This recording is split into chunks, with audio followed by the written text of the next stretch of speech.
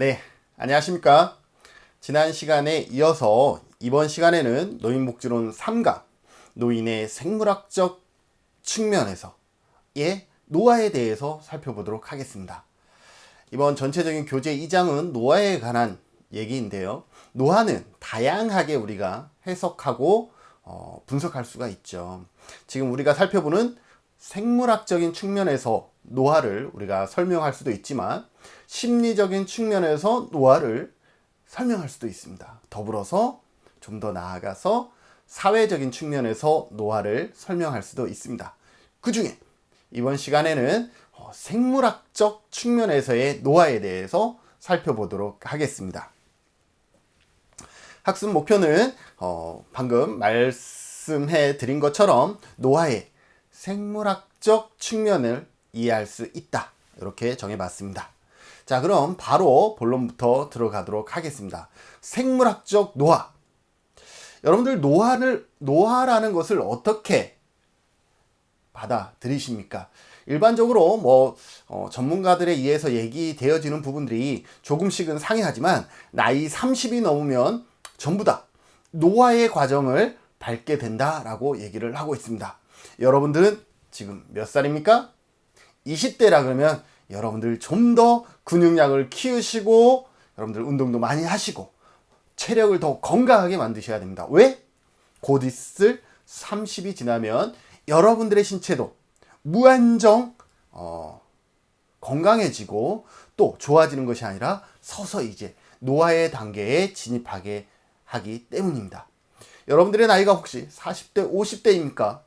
여러분들 포기하지 마시고 가지고 있는 것을 지킬 수 있도록 하셔야 됩니다. 저도 이제 40대 중반인데요. 무릎이 아파요. 한 재작년부터 무릎이 아프기 시작하더라고요. 왜 아플까? 이러한 고민을 하면서 제가 노인복지 전공이다 보니까 지금 여러분들과 같이 할 이런 노화 이론에 대해서 고민을 많이 했어요. 내가 무엇에 기초해서 이렇게 노화가 진행되고 있을까? 이렇게 하면서 나름대로 답을 찾아 나가기도 하지만 답을 안다고 해서 그 자체가 해결책은 아닙니다.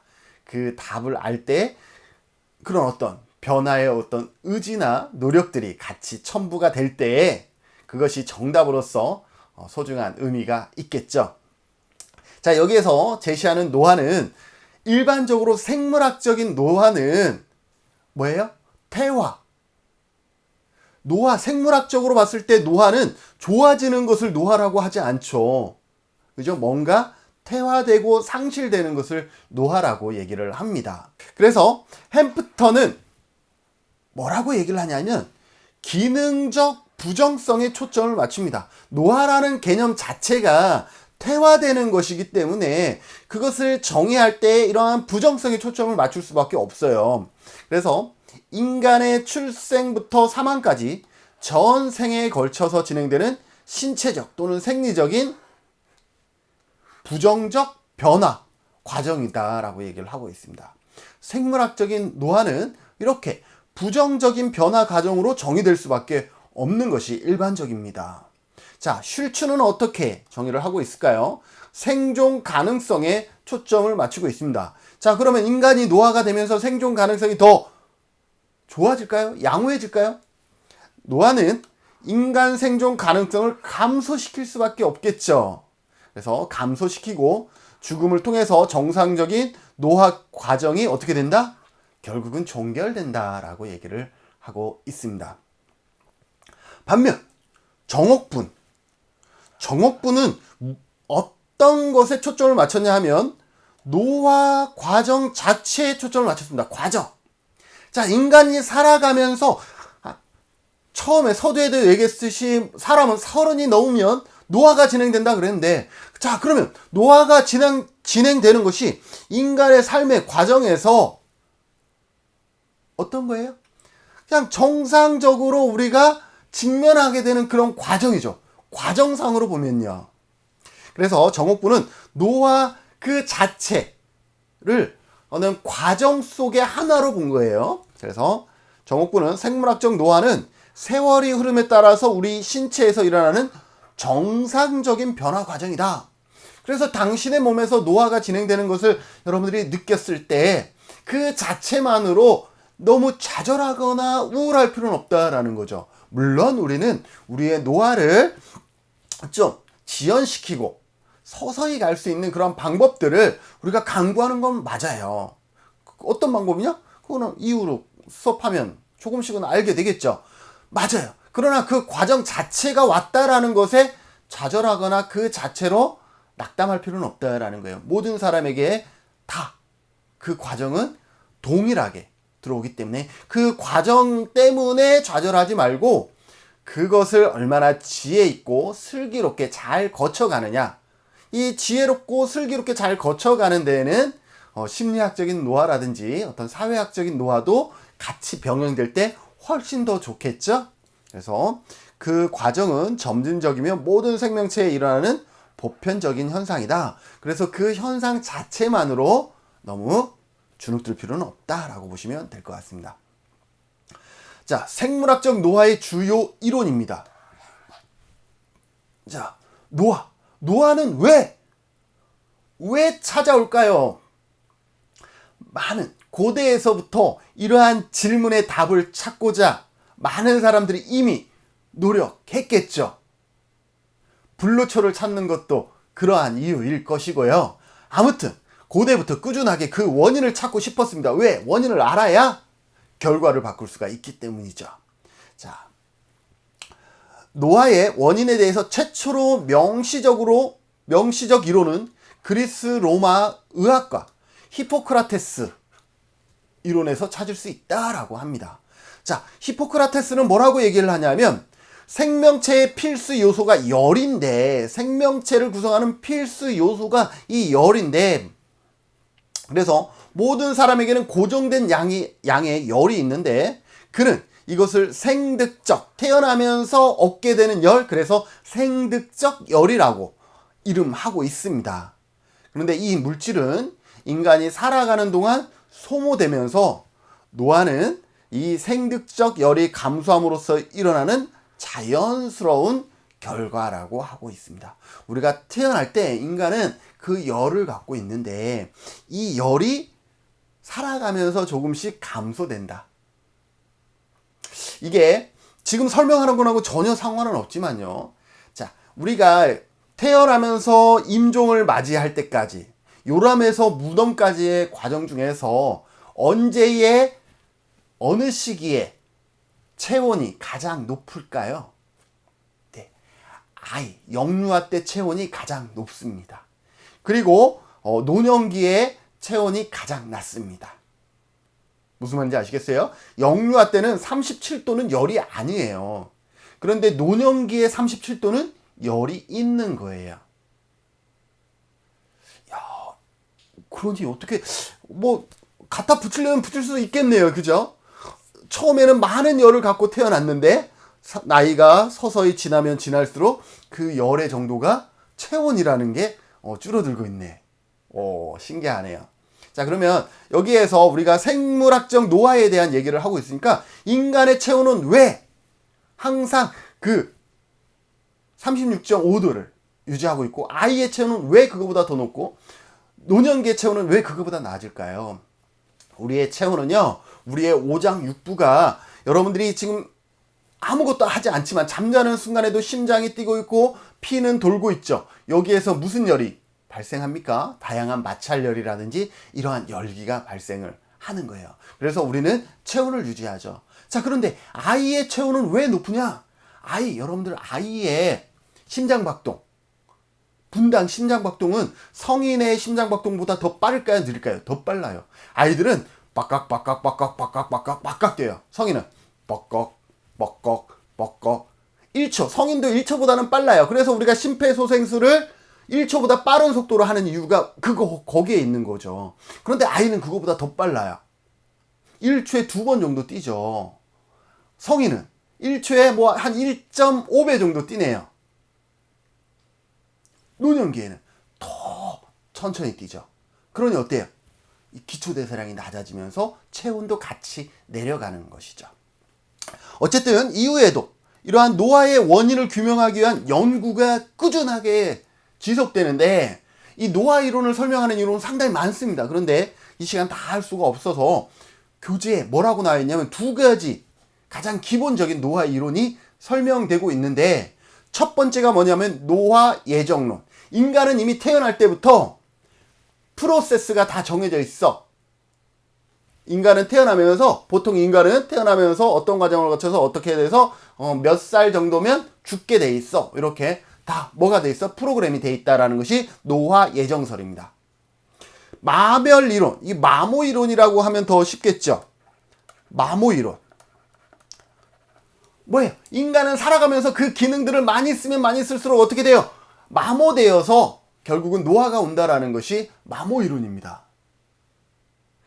자, 그러면 그 이론을 좀 더 같이 살펴보도록 할게요. 노화 예정설이란 좀 전에 설명했듯이 이미 모든 유기체는 정상적인 발달 과정에서 노화가 진행되는 프로그램이 이미 세팅되어 있다라는 거예요. 여러분들도 세팅되어 있고 저도 세팅되어 있어요. 그래서 우리가 아등바등 하더라도 거기에서 아주 큰 차이를 만들어내지 못한다라는 거예요. 이 이론을 주장하는 사람은 각 종마다 고유한 노화 유형이 있어서 고유의 평균 예상 수명을 가지고 있다라는 겁니다. 그래서 헤이프릭은 여러 동물을 연구한 결과 정상적인 세포가 분열하는 횟수는 한계가 있었어. 그렇기 때문에 이 사람이 아무리 건강을 잘 지키고 해도 정상적인 세포가 분열하는 수가 한계가 있다 보니까 그 이상은 건강한 세포 재생이 안 이루어진다라는 거예요. 인간을 딱 봤더니 인간은 뭐야? 한 50회 정도 분열한다라고 얘기를 하고 있는 거죠. 만약에 인간이 세포 분열이 50회 정도 이루어진다 그러면 인간은 정상적으로 잘 살면 120에서 125년 정도 살 수 있을 것이다 라고 얘기를 하고 있습니다. 자, 그런데 정말 그럴까요? 인간이라는 사람이 이렇게 프로그램이 이렇게 돼 있을까? 정말로 우리는 이러한 환경적인 요인들로 인해서 영향을 받고 있지 않을까? 그렇지 않습니다. 똑같은 인간이지만 우리가 1950년대 평균 수명이 50대밖에 안 됐어요. 그런데 60년이 지난 70년이 지났네요. 2020년 우리나라의 평균 수명은 85세라는 거예요. 그럼 뭐가 작용했을까? 충분히 그 안에서 어떤 위생이라든지 어떤 식음료 문화라든지 이러한 것이 작용해서 뭐가 하고 있어? 이런 환경적인 요인이 작용해서 분명히 노화는 다르게 진행되고 있다라고 설명할 수도 있죠. 그래서 이 노화 예정설이라는 것이 이러한 기본적인 개념을 갖고 있지만 혹시 이런 환경에 그럼 영향을 미치지 않을까라는 어떤 한계점을 가지고 있다라고 보시면 되겠죠. 반면에 마멸 이론, 마멸이라는 게 어려우면 마모라고 생각하셔야 됩니다. 마모 이론 살펴봅시다. 마모는 인간의 신체가 이미 우리도 기계와 똑같아. 기계 많이 쓰면 어떻게 됩니까? 닳아서, 그죠? 우리가 자동차 타이어도 많이 타면 많이 탈수록 타이어가 닳아서 언젠가는 바꿔줘야 되듯이 우리 인간의 기능과 조직들도 많이 쓰면 많이 쓸수록 결국은 어떻게 마모돼서 닳을 수밖에 없다. 그것이 결국은 노화다라는 거죠. 저는 개인적으로 이 마모 이론을 많이 믿습니다. 그래서 어떻게 해야 한다? 관리를 잘해야 된다라는 거죠. 일반적으로 여러분들 무릎이 아프거나 이런 분들은 어떤 분들이 많이 아프나요? 많이 썼던 분들이 아프죠. 여러분들 안경을 쓰시거나 시력이 안 좋으신 분들은 어떤 분들이 시력이 안 좋나요? 아무래도 눈을 많이 썼던 사람들, 하다못해 어렸을 때 만화책을 너무 많이 봤거나 TV를 많이 본 것도 눈을 많이 쓴 거죠. 눈이라는 것은 어떠냐면 가까이의 것을 보는 것이 눈을 많이 쓰는 거예요. 멀리 보면 볼수록 눈을 편안하게 해주는 거예요. 그래서 시력 건강을 위해서는 먼 산을 바라보라 라고 얘기하는 게 그런 거죠. 그래서 자극적이지 않은 것들. 여러분들 위가 안 좋으신 분이 있나요? 왜 안 좋을까? 제가 노인복지를 하면서 매주마다 어르신들을 만나요. 만나는데 어떤 약간 일반적인 공통점이 있어요. 정답은 아니겠지만 그분들의 공통점은요, 소식한다라는 거예요. 오래 사신 분들의 공통점은 확실히 소식하는 분들이셨어요. 저는 아직도 대식가거든요. 식당에 가면 공깃밥 2그릇은 기본적으로 무조건 시켜 먹는데, 소식을 할 때 아무래도 밥을 적게 먹으면 위나 장의 운동이 그만큼 적겠죠. 그러니 더 오래 살 수 있는. 이렇게 하면 마모 이론이 맞는 것 같은데, 그래서 저는 마모 이론을 많이 생각하면서 조금은 이렇게 조절해야지 이런 생각은 많습니다. 실제로 잘 안 되지만.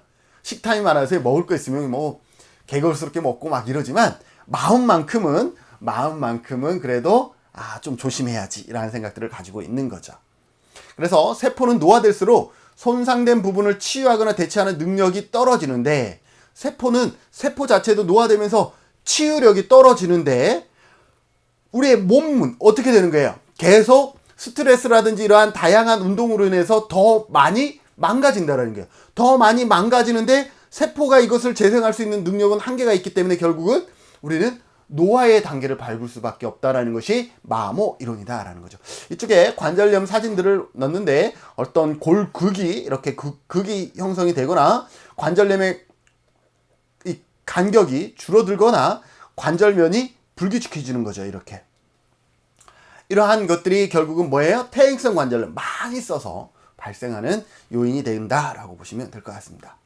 자, 그러면 노화로 인해서 마모 이론은 그렇다 쳐. 여러분들 둘 중에 하나 가장 많이 설명되어지고 있는 게 뭐 이러한 이론입니다. 이게 전부이냐? 그렇진 않아요. 단백질이 변형되면서 노화가 진행된다라는 것이 있고, 항산화, 우리가 살아가면서 뭐예요? 그런 안 좋은 것들을 계속 몸에 쌓아두면서 노화가 진행된다라는 다양한 이론들이 있다라는 거 여러분들 분명히 기억해 두시고요. 그럼에도 불구하고 우리는 한 두 가지 대표적인 것을 배웠고, 자, 그러한 노화 이론을 통해서 노화가 됐든 아니면 우리가 배우지 못한, 정말 우리가 파악하지 못한 이런 질문 많이 해요. 이러한 다양한 이론들을 제시할 때 공부하는 학습자들이 이러한 질문을 많이 해요. 어느 게 정답이에요? 라고 얘기를 하는데, 정답이 있으면 이론은 사라집니다. 쉽게 얘기하면, 그죠? 우리 사회과학에서 정답이 있다 그러면 그걸 무슨 이론이라 만들겠어요? 그냥 정의라고 하는 게 훨씬 맞겠죠. 그렇기 때문에 예정설도 맞을 수 있고 마모 이론도 맞을 수 있다라고 보시면, 또 이 두 가지가 같이 작용하고 있는 것이 더 설득력이 있을 수도 있죠. 그렇게 파악하시면 좋고, 자, 그러면 실제로 생물학적인 변화에는 어떠한 변화가 있는지를 이번에는 살펴볼게요. 노화 이론이 아니라 생물학적인 변화에 대해서 살펴보도록 하겠습니다. 외적인 변화, 피부. 자, 나이가 들면 들수록 피부는 어떻게 되죠? 맞아요. 주름이 생기고 검버섯이나 기미가 생기는 것이 가장 큰 변화, 특징이라고 할 수가 있죠. 자, 주름은 왜 생기느냐? 이쪽에 보면 수분이 손실되고 피하 지방이 감소됩니다. 자, 나이가 들면 들수록 여러분들 기억하세요. 피하 지방은 감소하고 체지방은 증가합니다. 피하 지방은 뭐냐면 이 피부 바로 안쪽에 있는 지방이에요. 체지방은 이 장기 내에 축적되고 있는 그런 지방이죠. 그래서 피하 지방은 이 피부 바로 안쪽에 있는 지방인데, 이것이 빠지는 거야. 피하 지방이 빠지니까 요게 그래도 탱글탱글했던 피부가 이제 어떻게 돼요? 축 처지기 시작을 하는 거죠. 그러면서 뭐가 생기는 거예요? 주름이 생기기 시작한다라는 거죠. 어떤 콜라겐의 파괴라든지, 최근에는 이 자외선 노출도 상당히 큰 기미라든지 검버섯을 야기하는 요인이라고 얘기를 하고 있죠. 그래서 피부 노화의 70% 이상은 이 햇빛에 노출될 때라고 얘기를 합니다. 그래서 자외선은 피부, 표피와 진피 모두를 노화시키는 그러한 역할을 하기 때문에 여러분들 강한 햇빛에 갈 때에는 뭐 피부 차단제를 하든지 아니면 적절한 긴팔 옷을 입는다든지 이러한 것을 하셔야 됩니다. 물론 안경도 선글라스를 자외선 차단 가능한 안경을 쓰시는 게 좋겠죠. 나이가 들어도 세포층 수는 변하지 않지만 햇빛에 노출된 부분에 색소 침착이 일어나면서 검버섯이나 기미가 생긴다라는 것이고, 피부를 건조하지 않도록 도와주는 유분, 피부가 건조하지 않도록 도와주는 이 유분 있죠, 유분. 저는 약간 체질이 좀 거꾸로 갔어요. 거꾸로. 그래서 여름에는 유분이 엄청 많고요. 겨울에는 또 반대로 하나도 없어요. 엄청 건조해요. 이렇게 체형도요. 여름에는 이렇게 살쪘다고 해요. 겨울에는요. 추위에 엄청 약해서 살이 쫙 빠져버려요. 이게 반대로 돼야 맞는데 저는 좀 삶이 좀 언밸런스 한 것 같은데, 어쨌든 이 유분도 남성의 경우는 80세가 지나야 감소하는데 여성은 폐경기 이후에 지속적으로 줄어드는 현상이 일반적이다라고 보시면 될 것 같습니다. 자, 유분이 줄어들면 피부가 건조해지고 유분의 감소로 지방세포가 점점 얇아져서 체온 유지 능력이 떨어진다라고 보시면 될 것 같고, 자, 이러한 노화, 피부의 노화 자체가 생명에 큰 영향을 줄까요, 안 줄까요? 피부의 노화 자체가 검버섯이 있거나 기미가 있거나 주름이 있다라고 해서 그 자체가 생명에 큰 지장을 주진 않죠. 우리가 외형적으로 자존감을 낮추게 되는 요인이 될 수는 있지만, 그래서 젊음을 선호하는 요즘 안티에이징 화장품 이런 거 되게 유명하잖아요. 많이 얘기하잖아요. 부르짖는 오늘 우리의 문화는 노인들의 심리사회적으로 위축하게 만든다라는 거죠. 외형을 상당히 중요시 하니까 말이죠. 외형을 상당히 중요시하는 시대에 살아가고 있는데 내 얼굴에는 기미가 생기고 주름이 생긴다라는 거죠. 저도 몰랐어요. 근데 어느 순간 이쪽에도 주름이 생기고 이렇게 하고 있죠. 받아들여야죠. 어쩔 수 없습니다. 자, 외모의 변화. 이번에는 모발이나 신장 이러한 것들을 볼까요? 모발. 예. 노화와 관련된 멜라닌 색소가 줄어들면서 흰 머리카락이 생겨나기 시작합니다. 저도 한 3, 4년 전부터 흰 머리카락이요, 좀 많이 늘기 시작했습니다. 특히 양쪽 사이드에. 모발의 색깔과 함께 중년기 이후에 모발이 가늘어지기 시작하고 모발의 성장도 늘어납니다. 여러분들 그거 아세요? 이 모발이라는 것은요, 생장기와 퇴행기와 휴지기와 새로운 성장기, 이렇게 4가지의 단계를 거치게 되는 겁니다. 제가 미용을 전공한 건 아니고 미용사 자격증이 있거든요. 그러면서 그때 배웠던 것이 뭐냐면, 여러분들 눈썹이 긴 사람도 있고 짧은 사람도 있죠. 머리는 우리가 그렇게 표현하기가 어려운 게 대부분 잘라버리니까 모르는데, 눈썹 같은 경우 눈썹이 긴 사람과 짧은 사람은 뭐냐면, 여기 성장기 때, 이 성장기 때 동일한 시간을 성장하는데 그 성장기의 속도가 빠른 거예요. 그리고 어때요? 이렇게 휴지기, 이렇게 떨어져 나가는, 이게 느린 거예요. 그래서 또 동일하게 눈썹은 자라고 빠지고 자라고 빠지고 이것을 반복하는데 길게 보이는 거죠. 우리의 모발도 마찬가지예요. 우리가 자란 곳에서 성장한 다음에 거기에서 멈췄다가 그 다음에 빠져서 어느 정도 다시 기력을 찾아서 다시 거기에서 새 모발이 나는데, 여기까지의 시간이 나이가 들면 들수록 이 휴지기 기간이 늘어나면서, 빠지는 건 10개가 빠졌는데 휴지기가 늘어나니까 자라나는 건 하나밖에 안 자라나는 거예요. 그래서 전체적으로 어떻게 해요? 모발의 수가 이제 많이 듬성듬성해지는 것처럼 보여지는 거죠. 특히 남성들은 모발 감소로 인한 영향이 여성보다 더 큰 것으로 알려져 있다라고 합니다.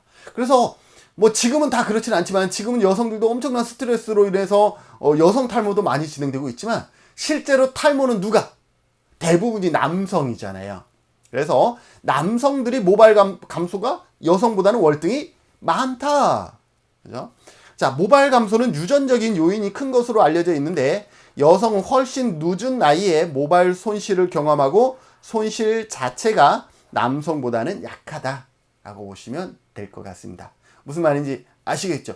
아까 피부, 어떤 유분이라든지 이런 것은 남성이 더 오랫동안 지속적으로 갔다 그러면, 이 모발은 오히려 남성이 빨리 노화가 됐다라고 얘기할까요? 그래서 더 빨리 빠지고, 여성은 빠지긴 빠지지만 더디고 큰 지장이 없다라고 보시면 되겠죠. 자, 신장. 사람의 키는 어떻게 되느냐? 30대 이후에 감소하기 시작합니다.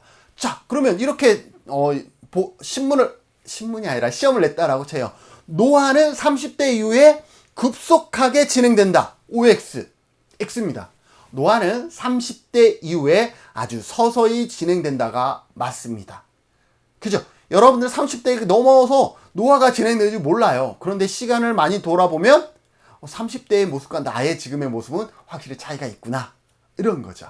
그래서 사람의 신장도 마찬가지, 30대 이후에 서서히 신장이 이제는 작아지는 단계를 밟게 되는데, 여성은 남성보다 훨씬 더 큰 폭으로 감소해서 25세에서 75세 사이를 비교하면 최대 5cm까지 감소한다라고 보시면 될 것 같습니다. 여성의 경우는 최대 5cm까지 감소하는데 이것도 어느 정도 몸을 관리했을 때겠죠. 만약에 허리를 너무 관리를 안 해서 이렇게 허리가 숙여진다든지 그러면 신장의 크기는 의미가 없게 되겠죠. 그래서 여성의 신장이 감소되는 주된 이유는 여성 같은 경우는 이 폐경기에 의한 호르몬 변화로 인한 이 폐경기, 이것이 여성의 삶에 미치는 영향들이 상당히 많다, 그렇게 느끼시면 되겠죠. 그래서 폐경기 이후에 뼈 관련 질환 발생의 가능성이 높은데, 예를 들어서 골다공증이라든지 이것이 신장에도 영향을 미친다라고 보시면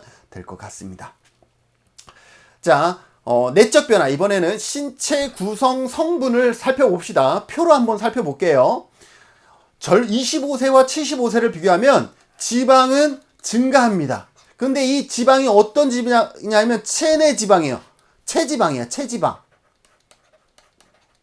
무슨 말인지 아시겠어요? 체지방은 증가합니다. 근데 피하지방은 어떻게 한다? 감소한다라는 거죠. 피부 바로 밑에 있는 이 지방층은 감소해. 그래서 주름도 생기고 처지는 거예요. 그런데 체내 장기 안에 대장이나 이러한 내장 안에 쌓이는 체지방은 증가한다라고 보시면 되겠죠. 15%에서 무려 30%까지 증가합니다. 특히 뭐 콜레스테롤이라든지 이런 것들 같이 보겠죠. 자, 조직도 어떻게 돼요? 감소하죠. 12%로. 뼈도 감소합니다. 세포 내 수분도 감소합니다. 세포 외 수분은 뭐 동일해요. 그렇기 때문에 전부 다 감소해요. 뭐만 빼고? 지방만 빼고. 그죠? 지방만 빼고 인간에게 필요한 부분들이 다 감소한다라는 것을 우리가 이 표를 통해서 알 수가 있네요. 자, 다음 노화로 인한 생물학적 변화의 내적 변화로 뇌와 신경계통을 한번 살펴보도록 하겠습니다. 뇌와 신경계통. 교수님, 그런 것도 우리가 알아야 돼요. 알아야죠. 우리가 이러한 기본적인 어떤 지식들은 알고 있어야 됩니다. 자, 그러면 성인기 동안 뇌는 어떻게 되느냐? 뇌 무게가 감소합니다. 뇌를 어떻게 재우리지? 뇌 무게가 감소합니다. 뇌수의 회백질도 감소하고요. 그 다음에 수상돌기의 밀도도 감소를 하고 신경세포의 자극 전달 속도도 줄어듭니다. 왜 그러냐? 성인의 뇌에는요, 100여 개의 신경세포, 우리가 뉴런이라고 하죠. 뉴런이 있어요. 이 뉴런이 있다라는 거죠. 근데 이 각 뉴런에는 1만 개의 수상돌기가 있습니다. 여기에 이렇게 뾰족뾰족 띄어나온 게 가지돌기 또는 수상돌기라고 합니다. 수상돌기.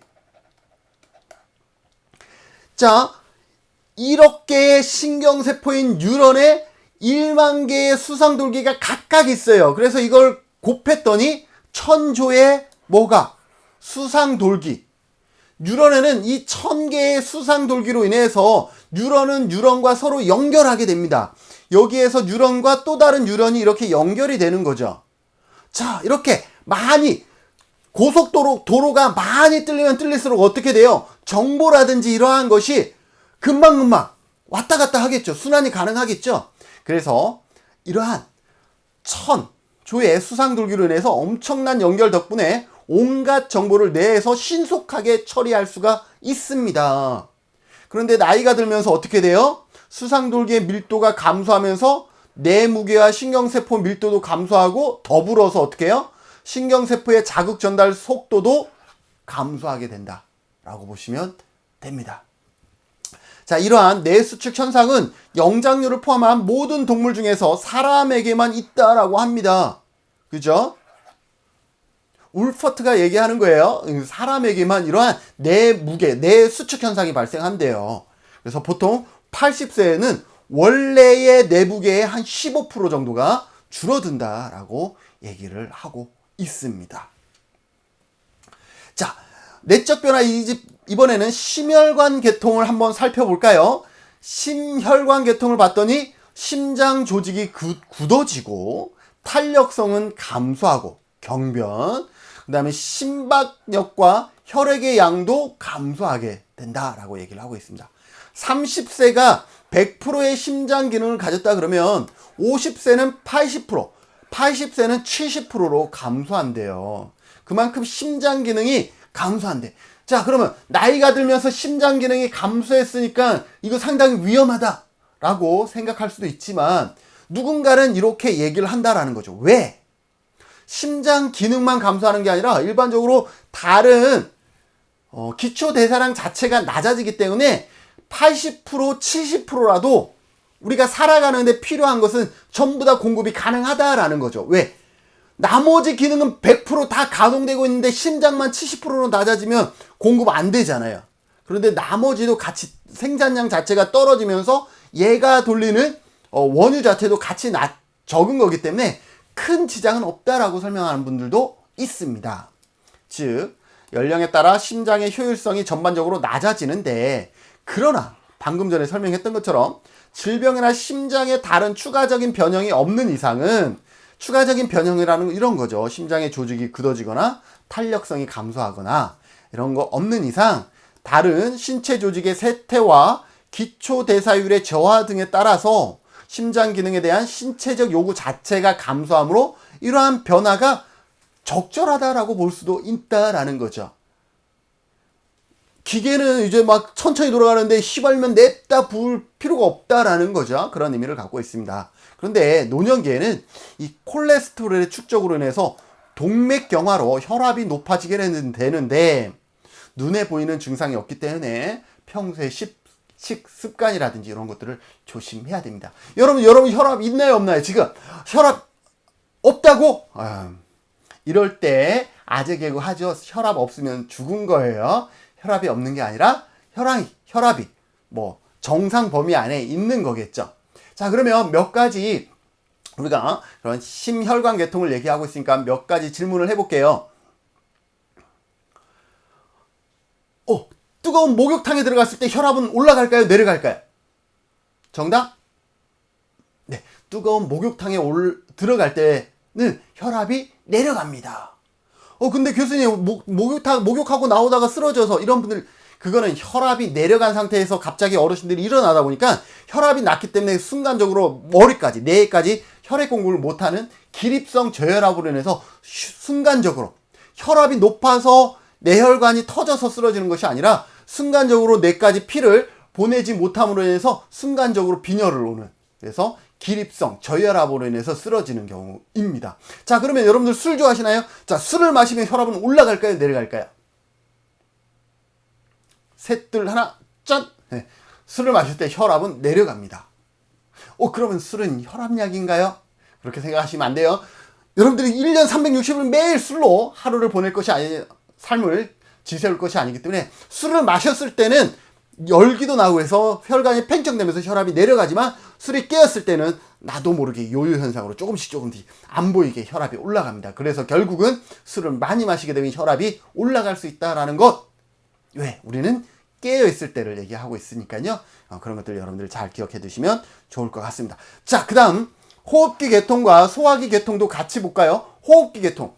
나이가 들면 들수록 어떻게 해요? 호흡기 계통도 효율성이 감소하겠죠. 폐활량이 줄어든다라는 거죠. 그래서 호흡량이라든지 최대 호흡량, 폐용량, 기본적인 산소 소모량이 모두 감소한다. 그래서 30대 폐가 6.8리터라면 6.8리터의 공기를 담을 수 있는데 반해서 70대는 반, 3.42리터로 그 용량이 감소한다라고 얘기를 하고 있고요. 그래서 노인들은 젊은이보다 호흡기 질환에 노출될 확률이 더 높기 때문에 조심해야 되는 것이고, 소화기 계통도 마찬가지죠. 연령이 증가하면서 소화액 생성이 줄어들고 연동 운동도 감소합니다. 그래서 노인이 보통 사람들보다 5배 정도 변비가 자주 발생하고, 이는 왜 변비가 자주 발생해요? 식사량이 줄어들고 운동도 줄어들다 보니까 또 수분 섭취도 안 해요. 그래서 여러 가지 원인에 의해서 변비가 발생을 하는 거죠. 여러분들 나이가 들면 들수록 음식을 먹을 때 입안이 거칠다 라는 얘기들을 많이 하는데, 입안에 침샘 분비도 많이 안 되기 때문에 입안이 거칠어요. 그래서 여러분들이 어르신들을 케어할 때, 식사 케어를 할 때 식사하기 전에 국을 먼저 한번 줘서 입안을 촉촉하게 한다든지, 물을 살짝 많이 드시면 안 좋겠죠. 물을 약간만 해서 입안을 좀 헹구는 정도로 물을 드시게 하면 입안이 촉촉해지기 때문에 식사할 때 거친 맛이 아니라 조금 부드럽게 식사를 삼키고 소화할 수가 있다라는 것 여러분들이 좀 기억하시면서 어르신 식사 케어할 때도 많이 좀 신경 써주시면 좋을 것 같습니다.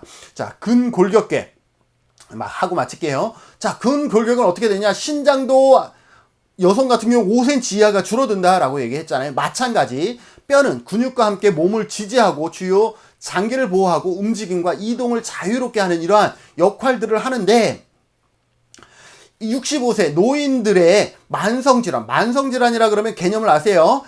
최근 3년간 3개월 동안 지속적으로 의사 진단을 받은 진료가 필요한 처방이 필요한 경우를 만성질환이라고 얘기를 하는데, 유병률을 보면 가장 높은 게 뭐냐면 고혈압, 혈압 관련이에요. 그 다음이 뭐냐면 관절염과 류마티스, 이러한 부분이 33%에 해당됩니다.